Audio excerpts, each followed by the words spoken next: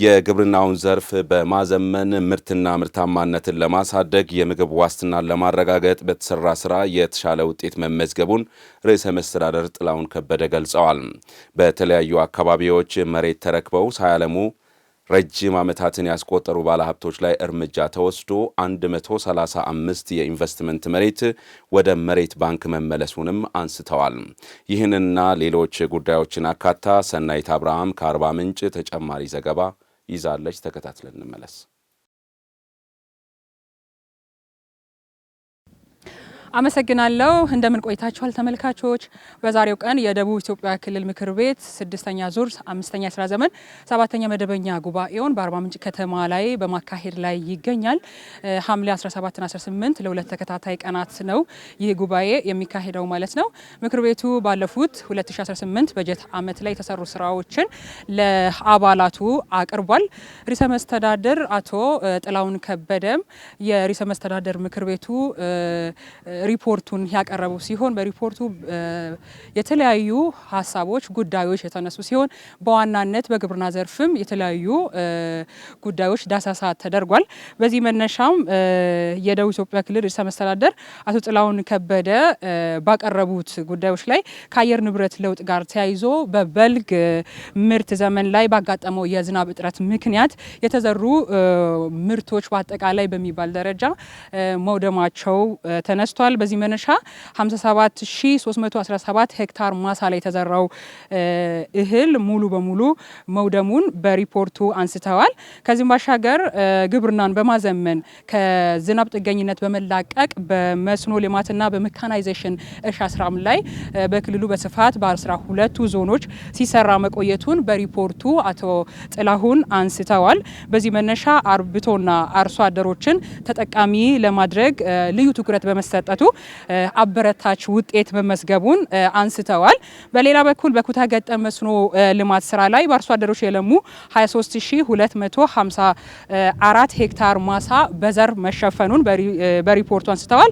ከዚህም 7,911,000 ኩንታል በላይ ምርት መሰብሰቡን ነው መገኘቱን ነው ያነሱት። በግል ባለሀብቶችም እንደዚህ አይነት ስራዎች ተሰርተዋል። 53000 ሄክታር በላይ ማሳዎች ናቸው ማሳ ነው የለማው።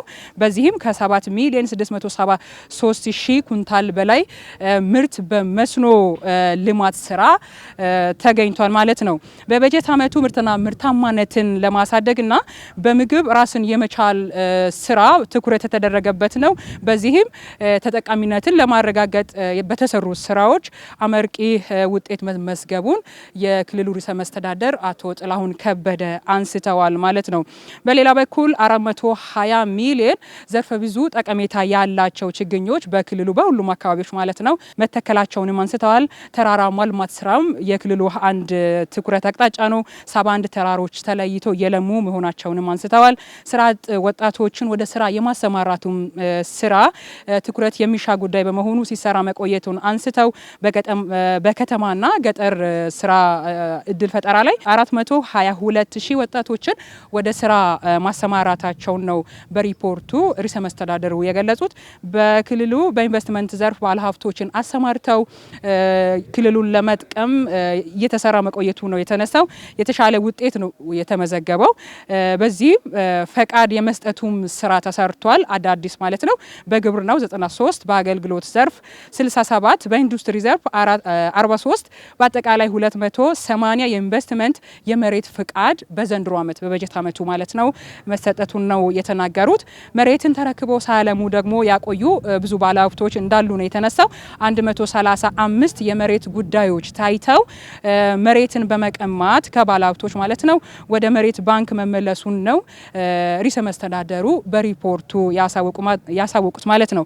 በሌላ በኩል በቱሪስት መስህብ ስፍራዎችን በማልማት በማደስ የተለያዩ የገቢ ምንጭ ከማግኘት አኳያም ሲሰራ መቆየቱን ነው ያነሱት። በዚህም 680 ሚሊዮን ብር በበጀት ዓመቱ መሰብሰቡን ነው ያነሱት ርዕሰ መስተዳድሩ። ገቢ የማሰባሰብ ስራም ልዩ ትኩረት የተሰጠበት ነው። በዚህ መነሻ ደግሞ በመደበኛ ገቢ 27.9 ቢሊዮን ብር ነው የተሰበሰበው። በማዘጋጃ ቤታዊ ገቢም 4.4 በአጠቃላይ 32.4 ቢሊዮን ብር ተሰብስቧል ነው ያሉት። በተለያዩ ከተሞች በተለያዩ አካባቢዎች በዞናት ከተሞችን የማልማት ኮሪደር ልማትን ከማስፋፋት አኳያ የወንዝ ዳርቻዎችን የማልማት ስራም አሁንም ተጠናክሮ እየተሰራ እንደሆነ ነው በሪፖርቱ ርዕሰ መስተዳድሩ የገለጹት። ርዕሰ መስተዳድሩ ባቀረቡት የርዕሰ መስተዳድር ምክር ቤት ሪፖርት ላይ የተለያዩ ሀሳቦችን አንስተዋል አባላት ማለት ነው። የእነዚያን የመልካም አስተዳደር ችግር የሆኑ ጉዳዮች ሳይሰሩ የቆዩት እየተሰሩ ደግሞ ረጅም ዓመታትን ያስቆጠሩ የመልካም አስተዳደር ችግር ሆኑ የተለያዩ ዞኖችና ከተማ አስተዳደሮች ላይ ህዝብ እንደ ቅሬታ የሚያነሳቸው ጉዳዮችን በተመለከተ በስፋት ተነስቷል። እነዚያንና ርዕሰ መስተዳድሩ ምላሽ የሰጣቸውን ጉዳዮችን በተመለከተ በቀጣይ በዜና እወጃ ሰዓታችን ይዘን እንመጣለን። ለጊዜው በእጄ ያለው መረጃ ይህንን ይመስላል። በወላይታ የቀደምት አባቶች የማህበራዊ ኢኮኖሚያዊና ፖለቲካዊ ጉዳዮችን የሚመለከቱ መረጃዎችን የሚለዋወጡበት የማምሻ ቡና ወግ ነበራቸው። ሀሳብ እንለዋወጥ እየተባለ የሚደረግ እርስ በርስ የመገናኛ መንገድ ዘመናዊ የመረጃ ማስተላለፊያ መንገዶች ከመዘጋታቸው በፊት እንደነበርም አስተያየት ሰጪዎች ያብራራሉ። ይህ በቀደምት አባቶች ዘመን የነበረው የመረጃ መለዋወጥ ልምድ በዚህ ትውልድ እየተረሳ መጥቷል ይላሉም አስተያየት ሰጪዎች። በዚህ ጉዳይ ላይ ሰይፉ ሳሙኤል ያጠናቀረውን ዘገባ አቤኔዘር አበራ እንደሚከተለው ያስመለክተናል። በወላይታ ቀደምት አባቶች ቀን ስራ ላይ ውሎ በማምሻ ቡና ወግ እርስ በርስ በመገናኘት መረጃ የሚለዋወጡበት መንገድ ለሁለንተናዊ እድገት ወሳኝ ሚና ያለው ነው ሲሉ በዚህ ዙሪያ አስተያየት ሰጪዎች የግል ሀሳባቸውን ሰጥተዋል። በጣም አስታውሳለሁ ድሮ አባቶቻችን እንዴት ነው የሚቆዩት? እንደዚሁ የተመቻቸ ሁኔታ በሌለበት ሰዓት በተለያየ በማህበራዊ ጉዳይ ላይ ውሎ ማታ ወደ ቤት ሲሰበሰቡ ቢያንስ ወደ 2 3 4 ሆኖ ይሰበሰባሉ። ማንኛውንም በማህበራዊው፣ በፖለቲካው፣ በኢኮኖሚው በራሱ በወቅቱ በሚፈቅደው ሁኔታ ይወያያሉ። በድሮ ጊዜ ሽማግሌዎች ስለ ሀገር ያስባሉ፣ ይነጋገራሉ፣ ይወስናሉ፣ ይተማመናሉ። ደግሞ ጊዜው ሰዓቱ ስለሆነ ቤታቸውን አንዱ ጋር እየሄደ እየተለዋወጠ ለክብር እንጂ ቁርሱ አይደለም። ዋናው የነሱ ዓላማ ተገናኝተው ለመወያየትና የተወያዩትን ለህብረተሰብ እንዴት እናዳርስ፣ አካባቢያችንን እንዴት እናልማ፣ እድገት እንዴት እንዳሳይ የሚለውን መሰረት አድርገው እንጂ ማምሻ ላይ ወደ 1 እና 2 ሰዓት አካባቢ ከዛም አልፎ እስከ 3 ሰዓትም ድረስ ጨዋታው የደራ የሞቀ ከሆነ እስከ 3 እስከ 4 ሰዓትም ያደርሳሉ። ያ ምንድነው ስለ ውሎም ያወራሉ። በአመት ውስጥ የተሰራውን ስራ ያወራሉ። በ4-3 አመት ውስጥ የተሰራውን የተለያዩ ልማቶችን ያወራሉ። ሰዎቹ እርስ በርስ የሚተዋወቁ ዘመድም የሆኑ ጎረቤትም የሆኑ እጅግ በጣም የተከባበሩ ያሉ ሰዎች ናቸው። የልባቸውን ያወራሉ። ይህ መገናኛ መንገድ አንገብጋቢ የሆኑ አካባቢያዊና ሀገራዊ ጉዳዮች ዙሪያ በጥልቀት የሚመክሩበትና ወሳኝ መረጃ የሚለዋወጡበት ከዘመናዊ መገናኛ መንገድ የቀደመ ልምድ ነው ሲሉም አስተያየት ሰጥተዋል። እንደውም መረጃ ይለዋወጣሉ። መረጃ ሲለዋወጡ አንዱ ከሌላው ትክክለኛ መረጃ ያገኛሉ። ልጆች በውሎ ልጆች ራሱ ከብት አግዶ ይሄን ደሞ ጠብቆ የሚውሉ ይሄን ደሞ መንጋ ጠብቆ ውሎ ከሚመጡ ልጆች ራሱ መረጃ ያገኛሉ። ያ ምንድነው ለቡና ሱስ ብቻ አይደለም፣ ለማህበራዊ፣ ለፖለቲካው፣ ለኢኮኖሚው ብሎ ሆን ብሎ ለራሳቸው ለኑሯቸው ሲሉ ነው የሚቀራረቡት። የተለያየ የመረጃ ማስተላለፊያ መንገድ አለ። አሁን እንደ ድሮ ግን እንዲህ ያለ ነገር የለም። የተነጋገሩትንና የወሰኑትን በድሮ ጊዜ አንዱ ለአንዱ ሄዶ መናገር፣ ከየት አካባቢ የተወሰነው ነገር ወዴት ሄዶ ማሰማትና እዛም ደግሞ ያሰሙበት አካባቢ ተቀብለው ማቀባበል ማድረስ። ያ ውይይቱ ከተቋጨ በኋላ አጋጣሚ የመንግስት ስብሰባ ባለበት ላይ ይሄ ውይይት ይነሳል። ለምንድን ነው የሚነሳው? ያልተፈጸመ ነገር ካለ እንዲፈጸም፣ የተፈጸመው ነገር ጥሩ ነው የሚለውንም ነገር ቀደም ብሎ በሀሳብ ይስማማሉ። ሳይስማሙ የአንድ ሰው ቃል ተቀባይነት የለም። እንደ ሀሳብ ይቀበላሉ። በእርግጥ የአንድ ሰው ሀሳብ የሶስትና የአራት ሰው ሀሳብ ጎልቶ ወጥቶ በስራ ላይ ይውላል። ማምሻ ቡና ወግ እርስ በርስ መወያየትን መሰረት ያደረገ ቢሆንም አንድነትን ለማጠናከር ብሎም በአንድ ሀሳብ ለልማት አብሮ ለመነሳት የሚያስችሉ በመሆኑ የዚህ ትውልድ ትምህርት የሚሆን ተግባር ነውና መታሰብ ይገባል ሲሉ አሳስበዋል። በአሁኑ ሰዓት ግን የዛ አይነት ነገር ትንሽ ራቅ እያለ ሄዷል። ብዙም ጎልቶ አይታይም። ለምን ቢባል እንግዲህ ዘመን ያመጣው ነገር ነውና እያንዳንዱ ሰው በራሱ ፊና ነው የሚንቀሳቀሰው። እርስ በርስ መወያየት የለም፣ ደግሞ መገናኘት የለም። ከዛም አልፎ ተርፎ እንደውም ጥርጣሬም አለው፣ ይጠራጠራል። እርስ በርስ ራሱ የመገናኘት ጉዳይ ብዙም ጎልቶ አይታይም። ያ ነው አሁን ለዚህ እድገት፣ ለዚህ ደረጃ፣ ለዚህ እውቀት፣ ለዚህ ቴክኖሎጂ ያበቃው ያ ውይይት ነው፣ ያ አንድነት ነው፣ ያ ህብረት ነው። ከህብረት የጠነከረ ህብረት ማለት ከህብረት የጠነከረ ህብረት የነበረው ነው። ያንን ተግባራዊ አድርገው ነው ለዚህ ደረጃ፣ ለዚህ ጊዜ፣ ለዚህ ቴክኖሎጂ እድገት ያበቁት፣ ለሀገር ደህንነት ያበቁት። አሁን ሰው እኮ ምሳ አብሮ አንድ ላይ አይበላም። እኔ በጣም የሚገርመኝ ከዛ ማህበረሰብ ተወልዶ ምሳ አንድ ላይ አይበላም። ኢቭን ቡና ጠጣ ተብሎ መጥቶም መሶብ ላይ እጅ መክተት ይፈራል። ይሄ ምንድነው? ዘመን ያመጣው ችግር ነው። ያ ፍቅር ያየ ሰው፣ የቀድሞ ሰዎችን ሁኔታ ያየ ሰው አሁን በእኛ ደረጃ ያሉ ሰዎች ትንሽ አይቷል። ብዙ ባይም አይቷል። ሀሳብ እንለዋወጥ አሊያም በማምሻ ቡና እንጠጣ እየተባለ የሚፈጠረው ይህ መገናኛ መንገድ በዚህ ትውልድ ሊለመድ የሚገባ ተግባር ነውና የአባቶችን ፈለግ በመከተል ለሁለንተናዊ እድገት በሀሳብ የመስማማት ልማድ ሊዳብር ይገባል። የህዝቦችን ትስስር የእርስ በርስ መተማመንንና አብሮነትን ከማጠናከር አኳያ ማህበራዊ ሀብት የማይተካ ሚና አለው። ኢትዮጵያ ደግሞ እንደ እድር፣ እቁብ፣ ደቦና ባህላዊ የእርቅ ስርዓቶች ባሉ ጠንካራ ማህበራዊ እሴቶች ላይ የተገነባች ሀገር ብትሆንም እነዚህን እሴቶች በሂደት እየተሸረሸሩ ስለመምጣታቸው ምሁራን ይጠቁማሉ። የማህበራዊ ካፒታል መሸርሸር ምክንያትና መልሰን ለመገንባት ከማን ምን ይጠበቃል በሚለው ዙሪያ ባልደረባችን መስከረም ጌታቸው ከዘርፉ ምሁር ጋር ቆይታ አድርጋለች። ተመልክተን እንመለስ።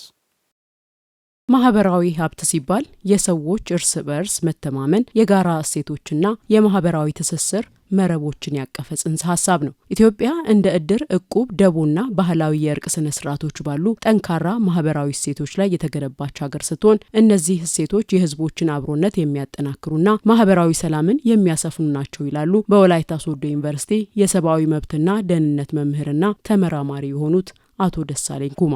ሶሻል ካፒታል የምንለው እንግዲህ በአንድ ማህበረሰብ ውስጥ ያለው ህዝባዊ ትስስርን፣ ህዝባዊ አንድነትን፣ ህዝባዊ ትብብርን መሰረት ያደረጉ የተለያዩ መስተጋብሮች ሊሆኑ ይችላሉ። አሁን ቴክኖሎጂ በመጣ ቁጥር፣ ሳይንስ በመጣ ቁጥር እነዛን የሚተኩ ሌሎች ነገሮች ለምሳሌ እቁቡን የሚጠቃ ባንኮች፣ ኢንሹራንሶች፣ ማይክሮፋይናንስ ኢንስቲትዩሽን ብዙዎች መጥተዋል። ግን ያን አሁንም በዛ ደረጃ አይደሉም። ኦልሬዲ እነዛ ደግሞ እስከ ገጠር ወርዶ እየሰሩም አይደለም። ህዝባዊ ትስስርን፣ ህዝባዊ አንድነትን ግን አያመጡም። ሁለተኛ ደቦ የምንለው ህዝቡ አብሮ ይሰራል፣ ይተጋገዛል፣ ይደጋገፋል። አቅም ለሌላቸው ወላጅ አልባ ለሆኑ አባት ለሌላቸው እርሻ ስራ ሌሎችንም ተነሳስቶ በራሱ ፍላጎት በራሱ ተነሳሽ ያለ ገንዘብ ያለ ምንም ዋጋ በነጻ ሰርቶ መደጋገፍ ነው። እንግዲህ ግጭት አፈታቱ ጋር ስንመጣ አብዛኛው በተለይ እንደ ወላይታ እንደ ኢትዮጵያ ባሉ በተለያዩ ሀገራት አብዛኛው ሰው ሰላሙን አስጠብቆ የሚኖረው፣ አብዛኛው ሰው ፍቅሩን አስጠብቆ ቤተሰባዊ ትስስርን አጠናክሮ የሚኖረው፣ አካባቢውን ሰላም አድርጎ የሚኖረው ከመንግስታዊ መዋቅር ውጪ እንዲሁም በዚህ ባህላዊ ግጭት አፈታት ስራ ስላለ ነው። ሆኖም ግን በጊዜ ሂደት እነዚህ የማህበረሰባችን የጥንካሬ መሰረቶች እየላሉና እየተሸረሸሩ መምጣታቸውን በርካታ ማህበራዊ ጥናቶች ይጠቁማሉ። ለዚህ ደግሞ ግለኝነት፣ ሉላዊነትና የቴክኖሎጂና የማህበራዊ ሚዲያ ተጽዕኖ እንደ ዋና መንስኤ ይነሳሉ።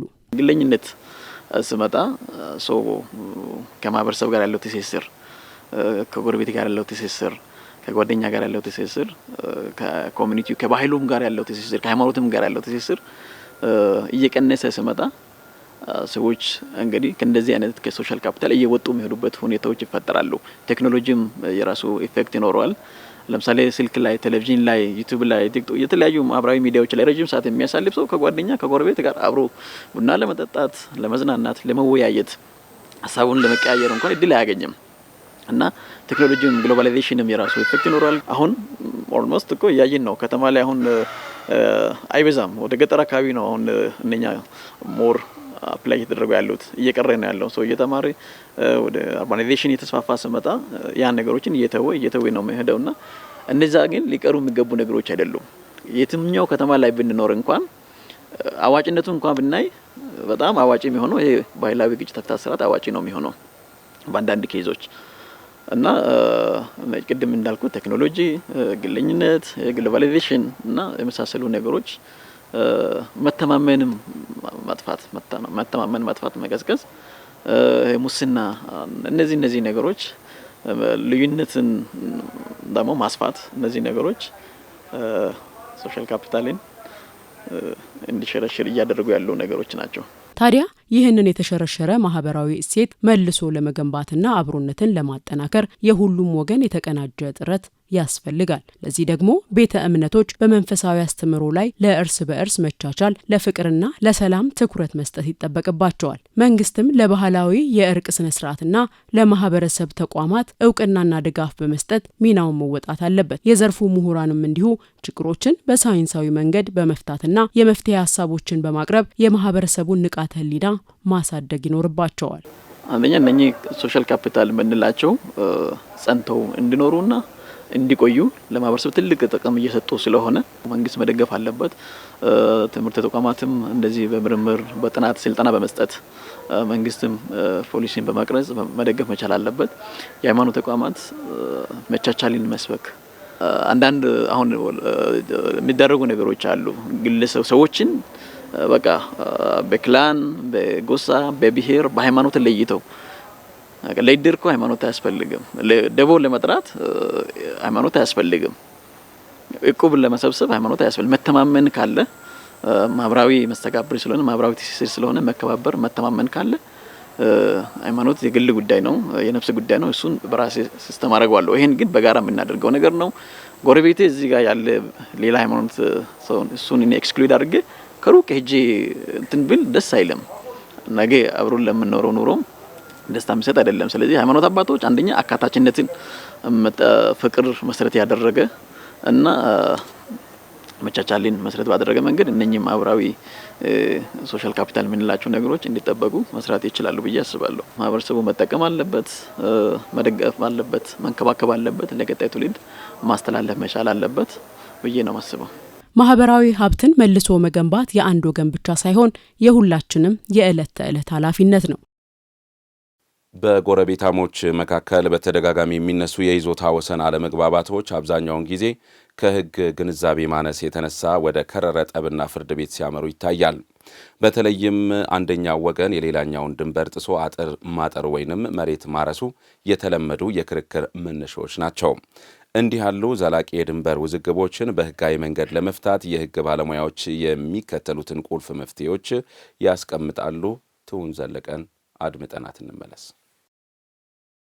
በሁለት ወገኖች መካከል የድንበር ክርክር ሲነሳ መጀመሪያ መታየትና መመርመር ያለበት ቀዳሚው ህጋዊ ሰነድ የይዞታ ማረጋገጫ ካርታ ወይም የይዞታ ማረጋገጫ ደብተር ነው። ይህ ሰነድ የመሬቱን ስፋት፣ የአራት ማዕዘን ድንበሮችንና የጎረቤቶችን ስም በግልጽ የሚያነሳ በመሆኑ የክርክሩን መነሻ መስመር ለመለየት ወሳኝ ነው። በኢትዮጵያ የወንጀል ህግ መሰረት የሌላ ሰውን ይዞታ በኃይል ወይም ያለ አግባብ መውረርና ይዞታን ማወክ በወንጀል የሚያስቀጣ ተግባር መሆኑን በወላይታ ዞን ፍትህ መምሪያ ከፍተኛ አቃቤ ህግ አቶ ጸደቀ ታዬ ህጉን ዋቢ አድርገው ገልጸዋል። ድንበርተኞች መካከል ችግር ቢፈጠር እንዴት ነው ህጉ የሚመለከተው የሚለውን የአንድ ሰው ንብረት ስለመሆኑ እንዴት ይረጋገጣል የሚለው የራሱ ስርዓት አለው።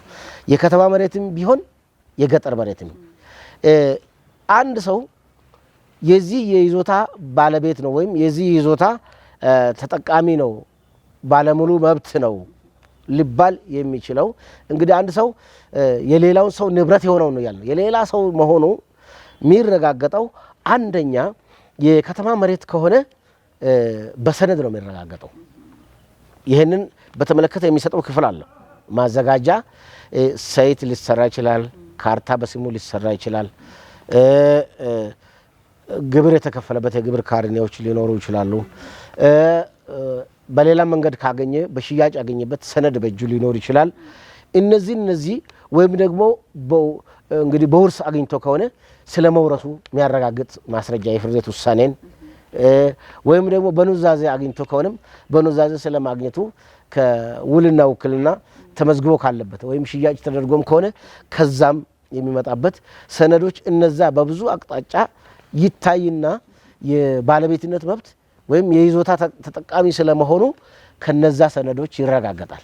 ይሄ ልክ ሲረጋገጥ ባለሙሉ መብት መሆኑ ከተረጋገጠ ቅድም ያልነው አንደኛ ይዞታው ከተያዘበት በሌላ ሰው ወይም ደግሞ ሁከት ከደረሰ ወይም ደግሞ ቅንጭብ ከተነቀለበት የወሰን ምልክት ከጠፋ ወይም ደግሞ ጉዳት በንብረቱ ላይ ከደረሰ የመጀመሪያ ደረጃ መሆን ያለበት የክስ ማመልከቻ ይሄ በአቤቱታ የሚቀርብ ክስ ነው። በመሰረቱ በግል አቤቱታ የሚቀርብ ስለሆነ ክሱም የሚቀርበው በአቅራቢያው ባለው ፖሊስ ምርመራ ክፍል ይሆናል ማለት ነው።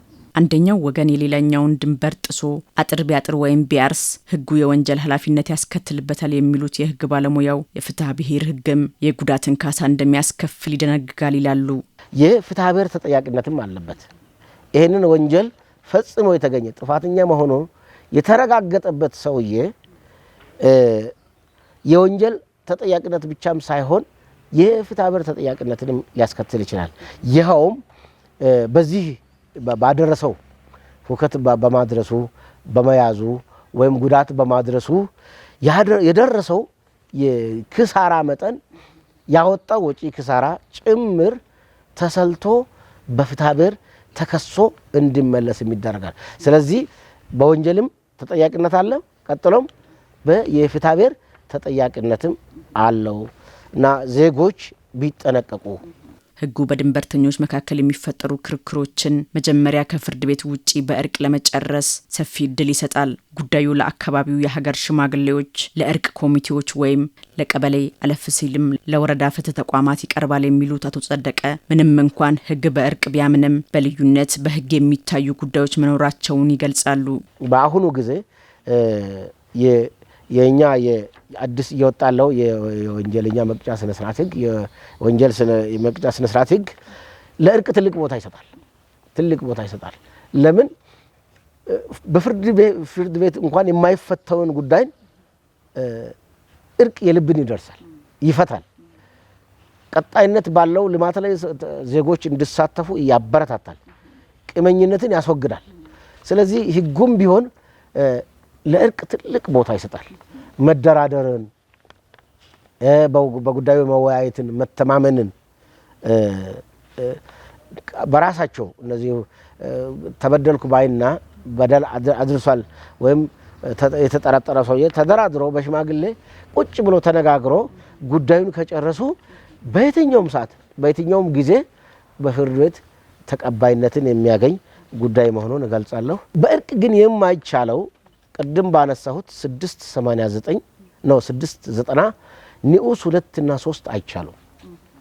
የማይቻልበት ዋነኛው ምክንያት በተለይ ታሪካዊ ቦታዎች ላይ በሃይማኖት ተቋማት ይዞታ እዛ ላይ ከሆነ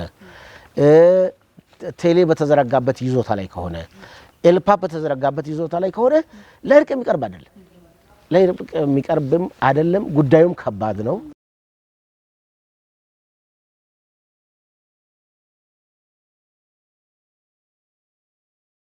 ዜናዎቻችን እንደቀጠሉ ናቸው። ውድ ተመልካቾቻችን፣ አሁን ደግሞ የትራፊክ መረጃን ወደምንሰማበት ሰዓት ደርሰናል።